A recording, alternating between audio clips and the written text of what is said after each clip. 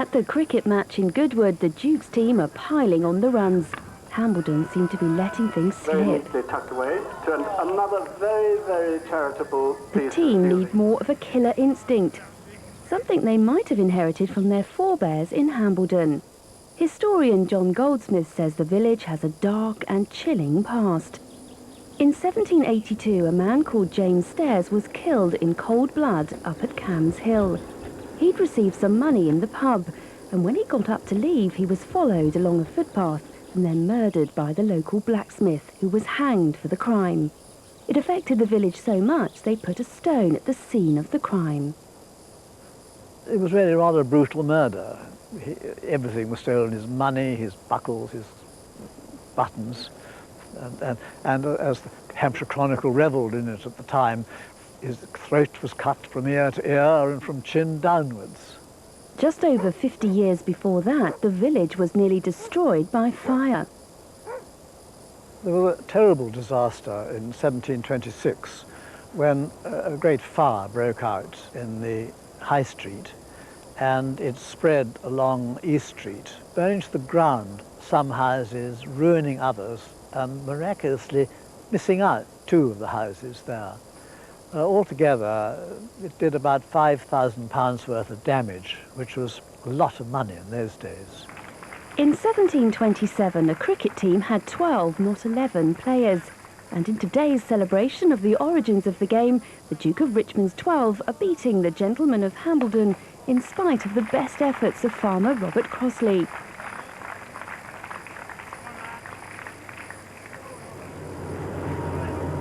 Robert is in the middle of harvest, but he's temporarily abandoned his crops to play for his village. My father bought the farm in 1948, and so he's worked on the farm and I've been brought up on the farm. There's 400 acres now. I've added to it, my father added to it since he bought it. It isn't very big in terms of the surrounding farms, but it's a good size.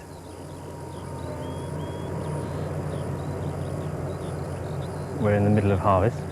It's very hard work, especially when the weather is patchy, because one has to keep drying it, and the drying takes a long time, and one has to keep the combine going as soon as you can, because we're after the best quality, and you get best quality corn by getting it off the field as fast as possible before it gets too wet.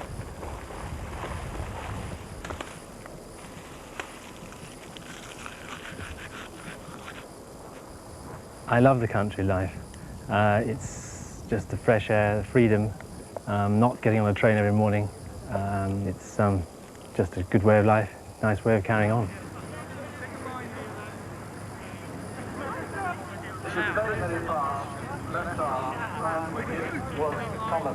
The cricket team are not the only Hambledonians in fancy dress at Goodwood today. The local drama group have also been buckling down to the cause.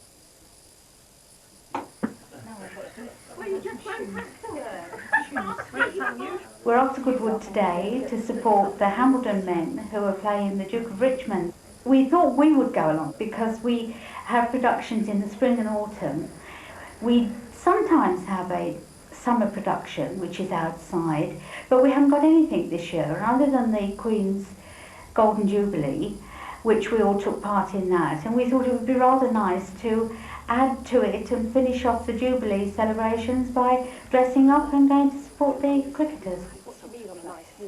The Arts Society was started in 1966, 1967, and I became a founder member. I love acting, always have. I like producing, and just thoroughly enjoy every aspect of the drama group and the Arts Society as a whole. I was appointed the chairman of the drama group this year. I have over the years since we started, I've been secretary twice. And I suppose it's because I'm getting a little bit too old to take many of the acting parts, so they offer me the job of the chair.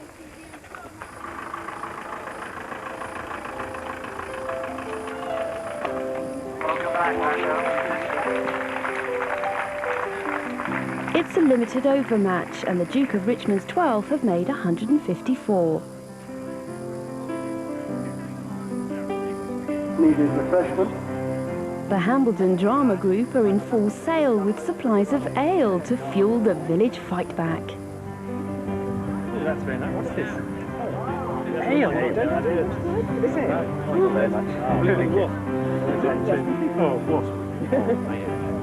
Ace bowler Martin Hardredge should go easy on the beer if he wants to keep his eye in. Off the field, he manages the family business, which once made beer but now concentrates on soft drinks. My family have lived in Hambledon since 1882, and I was born and bred in the village. My great-grandfather bought a brewery, which primarily was brewing beer with soft drinks as a sideline until 1942, where by default or mistake we were bombed by the Luftwaffe. And since during the war there was little capital to restart industry, and the soft drinks plant was saved, the brewing stopped and the soft drinks carried on.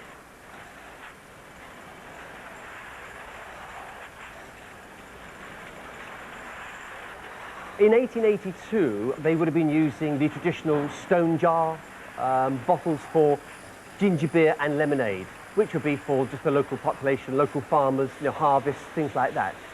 It didn't keep long, but it was probably, the quality was superb, as your mother would make it now if she was just making it for a barbecue for the afternoon, say.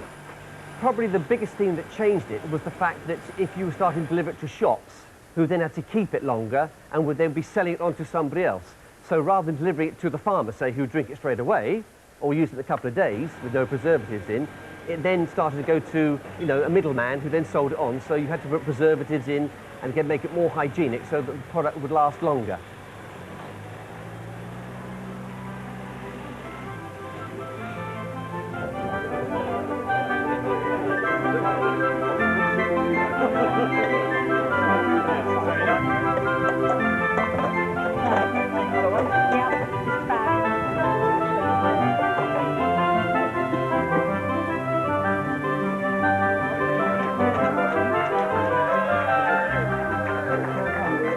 Richard Brand, the vicar, is opening the batting for Hambledon.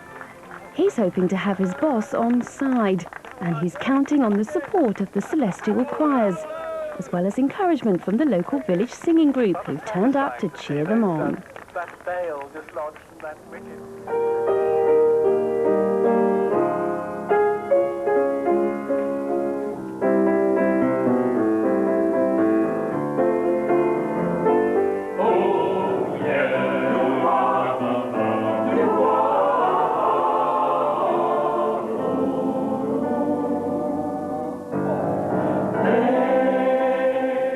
Here for 18 years, which is not very long by Hambledon standards, but we started out in 1967, the first year of our marriage, living up at the back of the vineyard, so we rather fell in love with it then and always hoped to come back.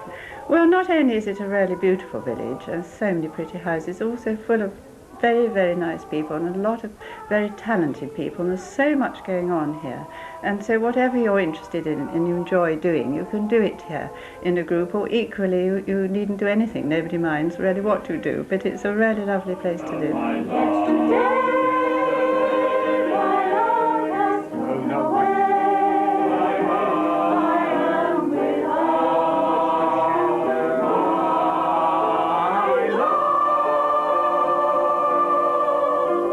We try to sing a mixture of things. We do a lot of light music, like Jerome Kern, and things like Smoke Gets in Your Eyes. And we also do serious things. We do Elgar and a bit of Bach and Haydn, and we like to tackle fairly difficult things as well occasionally. We want a bit of a challenge. And then we'll also do something like Waltzing Matilda, so it's a tremendous variety of songs.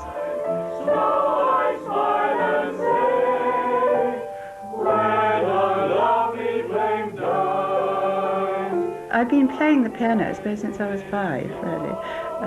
It's been a tremendous joy in my life. I love it, but I particularly enjoy accompanying. That's because I would hate ever to play solo. I'd be much too frightened. But accompanying is great fun, and because people are actually listening to the singers rather than the pianist, so I can relax and enjoy myself.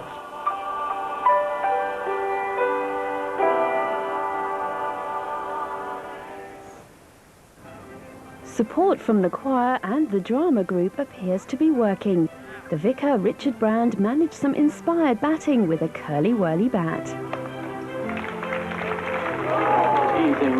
teasing little catch popped up there quite deliberately by the vicar.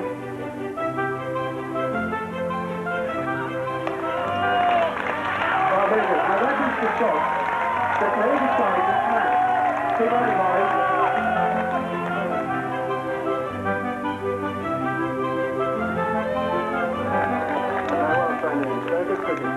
Hambledon's nervous grocer Richard Clark weighed in with a respectable score and developed his own novel technique.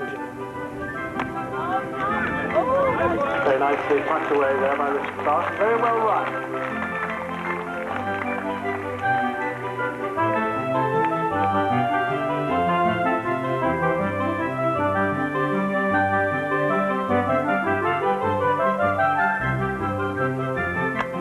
And soft drinks manufacturer Martin Hartridge was positively fizzing with energy.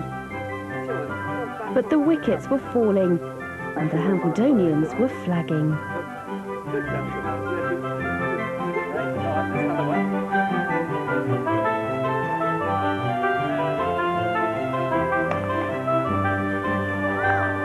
It was close, but the athletic prowess of the Duke's 12 finally clinched the match.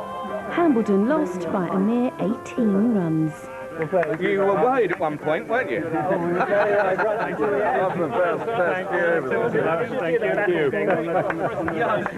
I think considering how old and decrepit they are, my team really did very well. Yeah. All the team come out, please. Their fielding was superb, really, and we did our best with the batting. It was good everybody had a bat, but at the end of the day, I think the better side won. I thought they were very good, very fetching high golf shoes. Whether they were legal or not, I don't know. But I thought rather than ask if they were legal, I just assumed they would be legal. I enjoyed it very much, and I did catch somebody out, so that was fun. It's a lovely day, great setting, and it's great that so many people came as well, from the village as well. It's a lovely day, really enjoyed it. Never mind, the losers can always settle the score at the rematch in about 300 years' time.